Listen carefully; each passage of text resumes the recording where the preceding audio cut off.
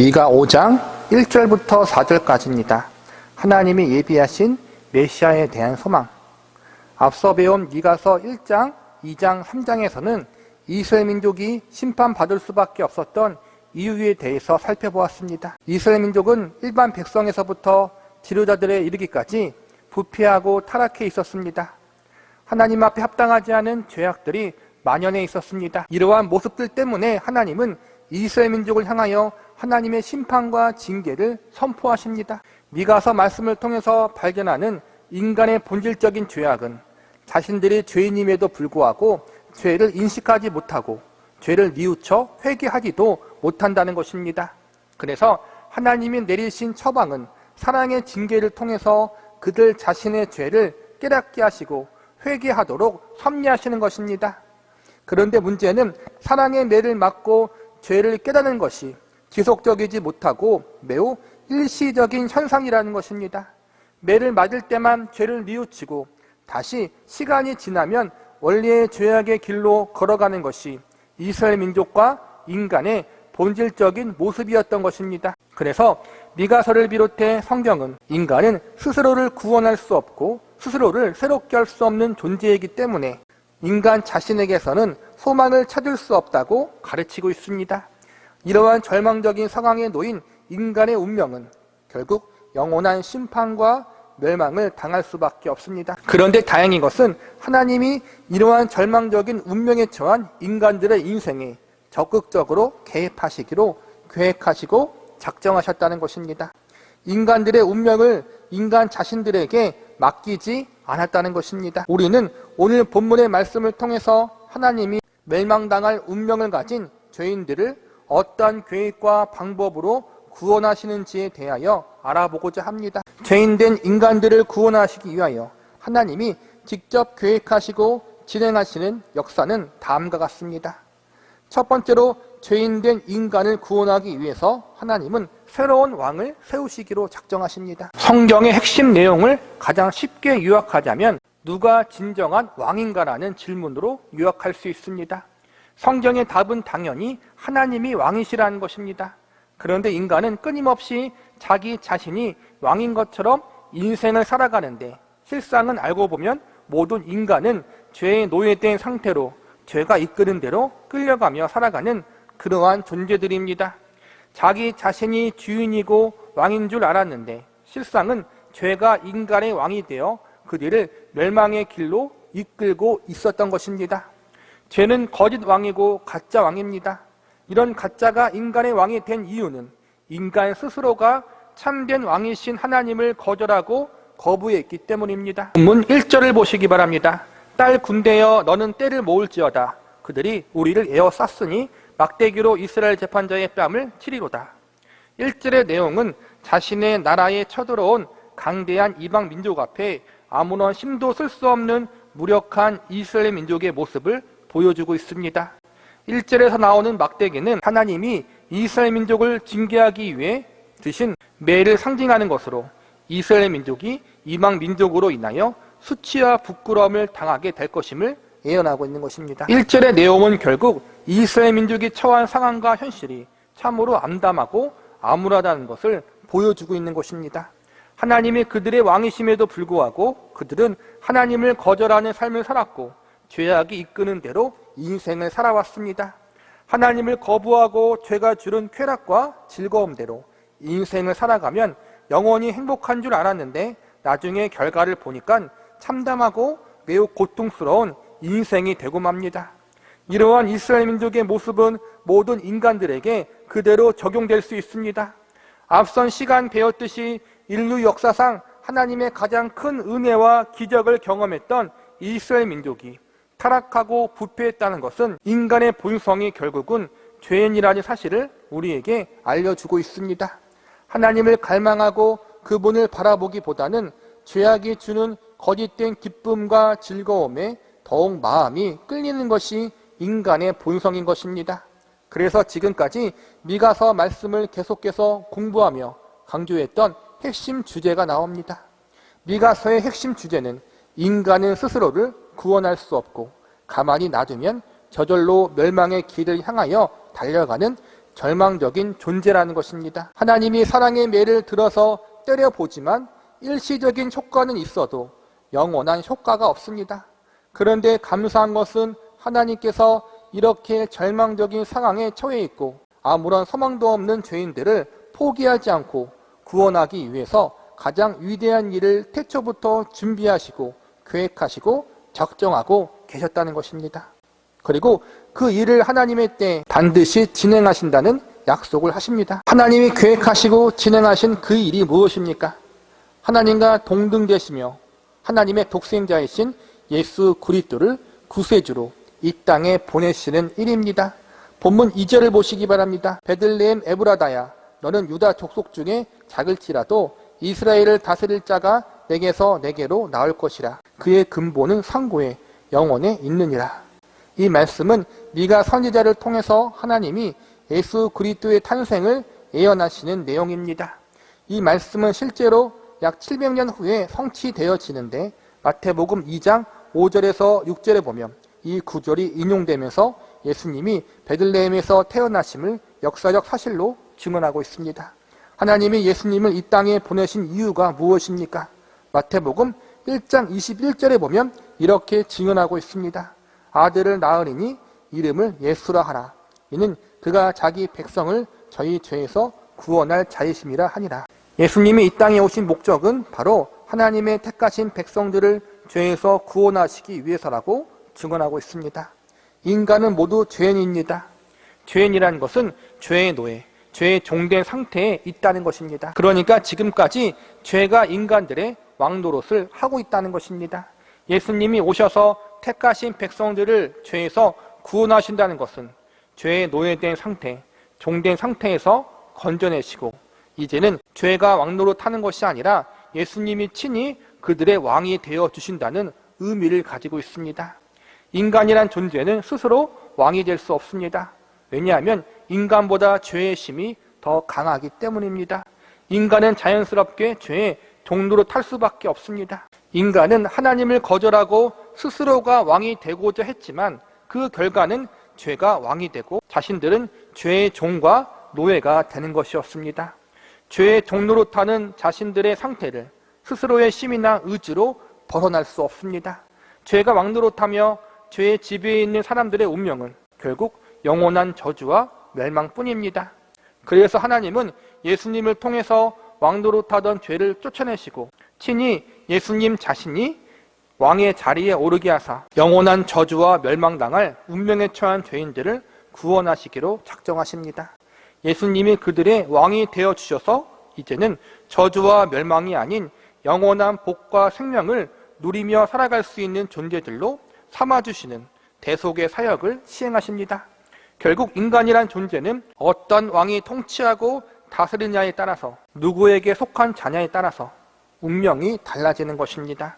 죄가 왕노릇하던 자리가 아니라 예수님이 친히 왕이 되어주시는 것은 결국 인간들을 죄에서 구원하시고 멸망이 아니라 생명을 주시기 위해서입니다. 예수님이 태어나신 베들레헴이라는 동네 이름의 뜻은 원래 떡집입니다. 예수님께서 그분 자신을 가리켜 생명의 떡이라고 하셨습니다. 요한복음 6장 35절에 보면 이렇게 말씀하십니다.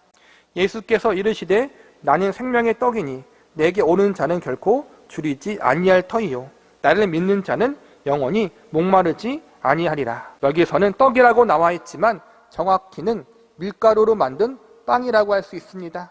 이스라엘 민족의 주식은 밀로 만든 빵이었습니다. 우리나라의 쌀과 같은 것입니다.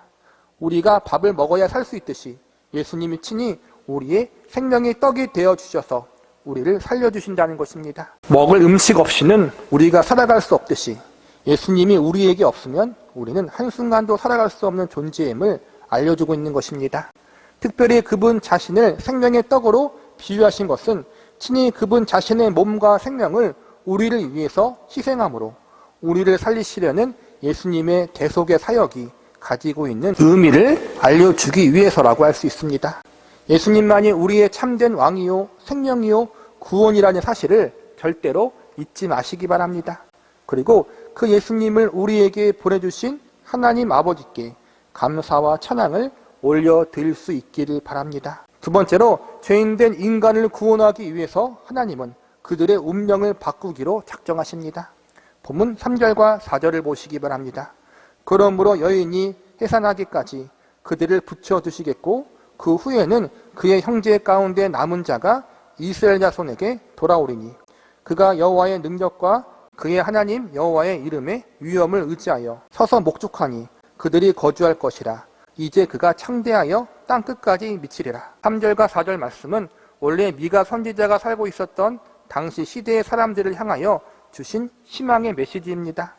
이 말씀에는 크게 육적인 회복과 영적인 회복에 대한 메시지로 받아들일 수 있습니다. 이 말씀은 크게 육적인 회복과 영적인 회복에 대한 메시지로 받아들일 수 있습니다. 우선 육적인 회복은 나라가 멸망당해 포로로 끌려가게 되는 상태에서 다시 돌아오게 될 것임을 예언하고 있는 말씀으로 볼 수 있습니다. 미가 선지자가 말씀을 선포하는 시점에는 아직 북이스라엘 왕국이나 남유다 왕국이 멸망당하지 않은 상태에 있었습니다. 이방 민족에 의해서 괴롭힘을 당하고 있는 상태지만 아직까지는 나라가 유지되고 있었습니다. 그러나 우리가 알고 있듯이 결국 북이스라엘 왕국과 남유다 왕국은 멸망당하게 될 것입니다. 살아남는 모든 사람들은 포로로 끌려가게 될 것입니다.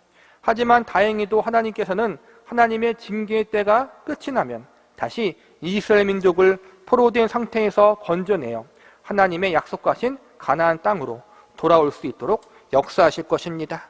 지금의 징계가 비록 고통스럽고 아프지만 영원한 징계가 아니라 죄를 깨닫게 하시고 뉘우치게 하시기 위한 사랑의 징계입니다.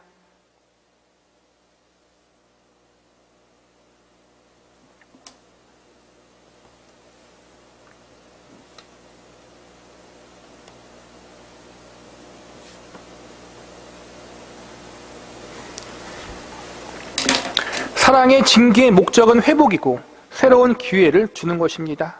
그러기에 이 사랑의 징계가 끝나면 하나님의 때 반드시 이스라엘 민족을 회복의 자리로 이끌어 주실 것임을 약속하고 있는 것이 3절과 4절의 말씀 속에 담긴 의미입니다. 또 하나는 영적 회복에 대한 메시지가 있는데 이는 하나님을 거부하고 멀리하던 이스라엘 민족이 다시 하나님을 가까이하고 하나님을 찾는 자가 될 것임을 예언하고 있는 것입니다. 3절에서 여인이 해산할 때에는 매우 고통스럽지만 아이를 낳으면 그동안의 고통을 모두 잊고 기쁨을 얻듯이 지금은 절망적인 상황 속에 있지만 이 절망의 고통 뒤에는 이스라엘 민족이 새롭게 되어질 희망과 기쁨이 있을 것이라고 하나님이 약속하신 것입니다. 결국 이스라엘 민족을 향한 하나님의 징계는 벌을 위한 벌이 아니라 회복하고 고치기 위한 사랑의 징계임을 알려주는 것입니다. 그래서 우리가 잘 아는 히브리서 12장 5절과 6절에 보면 이렇게 가르치고 있습니다. 또 아들들에게 권하는 것 같이 너희에게도 권면하신 말씀도 잊었도다. 일렀으되 내 아들아 주의 징계하심을 경히 여기지 말며 그에게 꾸지람을 받을 때 낙심하지 말라. 주께서 그 사랑하시는 자를 징계하시고 그가 받아들이시는 아들마다 책짓질하심이라 하였으니 하나님 백성들을 향한 하나님의 징계는 그들을 바르게 고치기 위한 사랑의 매라는 사실을 알려주고 있습니다. 물론 사랑의 매만 가지고는 사람을 변화시키거나 새롭게 할 수는 없습니다.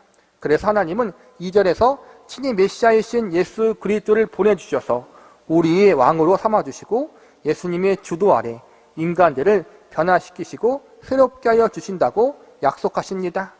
인간이 스스로 열심을 내어 의지를 가짐으로 새롭게 되는 것이 아니라 하나님 편에서 예수님의 강권하신 은혜와 사랑으로 거듭나게 하신다는 것입니다. 즉 구원과 회복의 주체가 인간이 아니라 하나님, 예수님에게 있다는 것을 알려주고 있는 것입니다. 인간의 의지로는 결코 스스로 거듭나게 만들 수 없습니다. 인간은 본래 모두 죄의 종이고 죄의 통치 아래 있기 때문에 영원한 멸망과 심판을 받을 운명입니다. 죄의 속박에서부터 벗어날 능력도 없고 스스로 하나님을 찾지도 않기에 인간 스스로 이러한 운명에서 벗어날 수 없습니다. 우리는 스스로를 절대로 구원할 수 없다는 사실과 우리가 가진 의로움과 우리가 행한 공로로도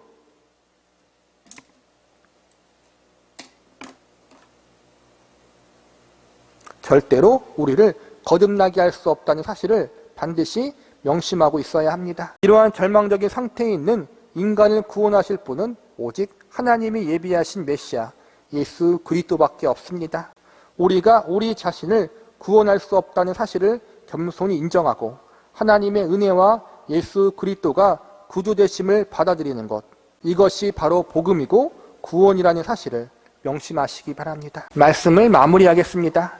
인간의 본질적인 상태는 죄가 왕노릇하고 죄에 노예된 상태입니다. 이러한 상태에서 인간들은 죄의 속박에서 벗어날 능력도 없고 스스로 하나님을 찾지도 않으며 오히려 적극적으로 하나님을 거절하는 죄악된 인생을 살아가고 있습니다. 이러한 절망적인 상태에 있는 인간을 구원해내고 건져낼 수 있는 방법은 하나님이 예비하신 예수 그리스도가 우리의 왕이 되어주시고 운명을 바꾸어 주셔야만 가능합니다. 그렇다면 예수님이 도대체 어떠한 분이시길래 이러한 상태에 있는 인간들을 구원하실 수 있단 말입니까?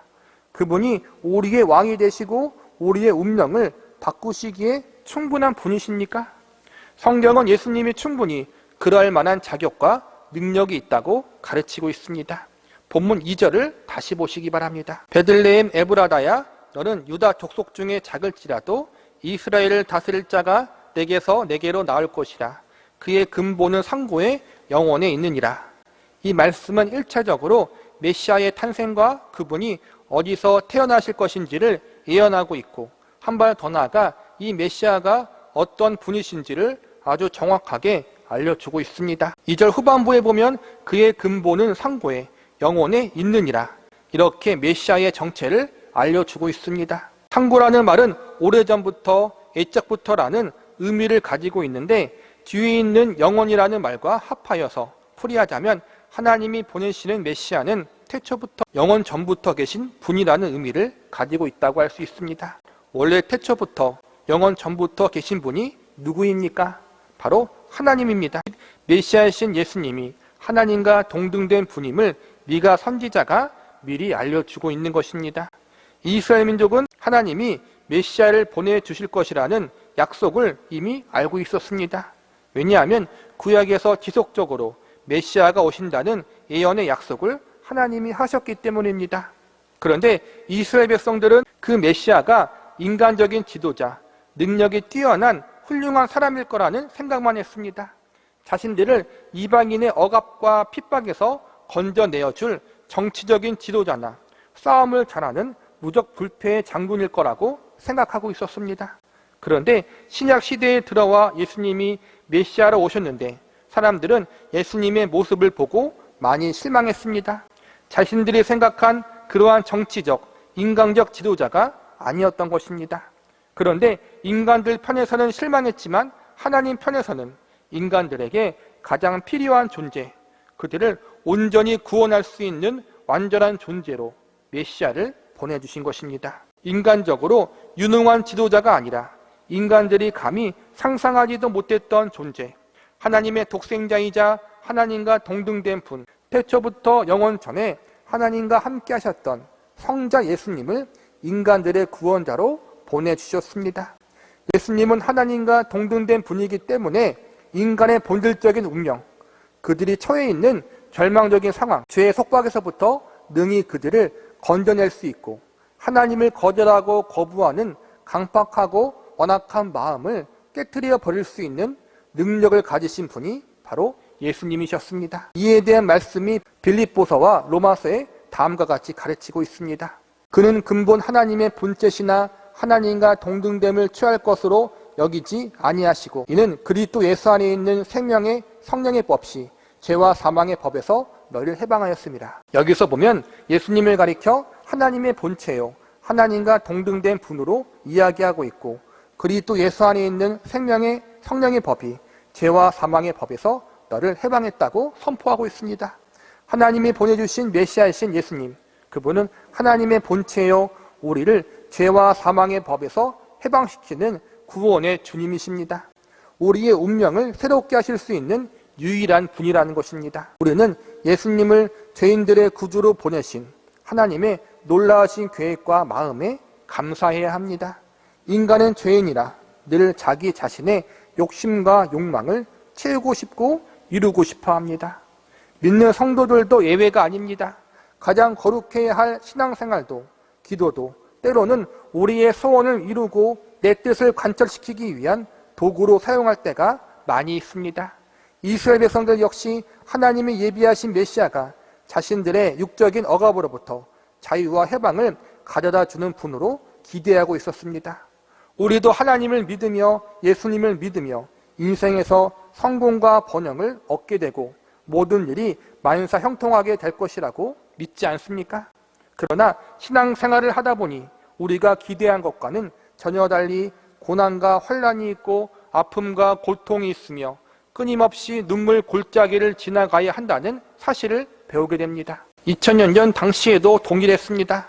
많은 이들이 기대했던 메시아의 모습과 전혀 다른 모양으로 예수님이 오셨습니다. 그래서 많은 이들이 실망했습니다.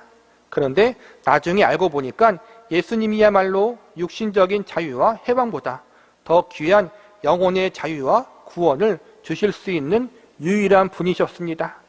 인간들을 영원한 멸망과 심판으로부터 구원해 주실 전능자가 바로 예수님이었습니다. 유능한 인간의 지도자는 한시적으로 사람들에게 안정과 번영을 줄 수 있겠지만 예수님은 인간의 삶 저 너머에 있는 영혼의 문제까지 영원히 책임져 주시는 만왕의 왕이 되십니다. 인간이 기대했던 것과 전혀 다른 메시아가 오셨지만 알고 보니까 하나님은 인간이 감히 상상하지 못하고 있었던 문제까지 해결하실 수 있는 분, 하나님과 본체이신 성자 예수님을 메시아로 오게 하심으로 인간들에게 가장 필요한 것을 채워주시고 이루어 주신 것입니다. 결국 오늘 말씀을 통해서 우리는 두 가지 사실을 배울 수 있습니다.